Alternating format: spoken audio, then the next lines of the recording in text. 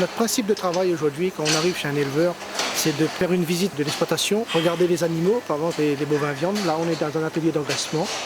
Après, on regarde les derniers pesées qui ont été faits chez lui et en fonction de ça, on refait la ration en fonction de notre logiciel SandiFeed. Dans un premier temps, je peux noter le poids d'entrée, le poids de carcasse, le rendement, l'âge d'entrée et la période d'engraissement, c'est-à-dire que si c'est en début, en milieu ou en fin d'engraissement. On peut avoir aussi le solde surcoût alimentaire en rentrant les différents critères d'achat si l'éleveur souhaite le communiquer. On va mettre aussi si c'est des JB ou si c'est de la génisse. Et dans le logiciel, donc là on va mettre ce que l'éleveur utilise, donc son fourrage, comme chez lui ce sera du chloris en ensilage, de la paille de canne et après en aliment, donc de chez nous il a du BV60 et du maïs broyé.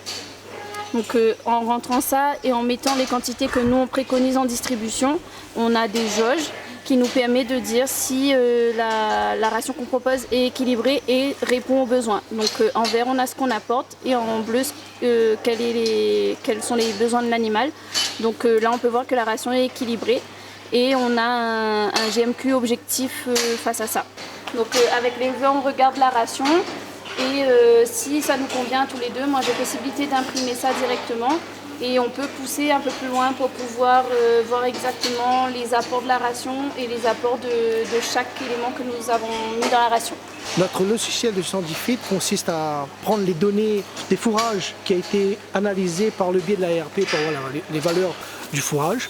Et en fonction de ça, les fourrages qui incorporent dans la ration, nous on adapte notre aliment. Dans le cas de l'éleveur aujourd'hui, on a un aliment d'engraissement type BV60 et un aliment de finition type BV75, un aliment énergétique. Dans cette ration-là, sur le logiciel, on fait rentrer les valeurs du fourrage et les valeurs de l'aliment pour sortir à un GMQ. C'est ce qui est recherché chez l'éleveur, à un poids. C'est-à-dire qu'on fait rentrer un animal de 500 kg, la dernière pesée, on les case des animaux qui ont fait 500 kg et on les ressort par un GMQ de 1200-1400 grammes dans notre logiciel et en fonction de ça, on recalcule la quantité d'aliments à distribuer aux animaux.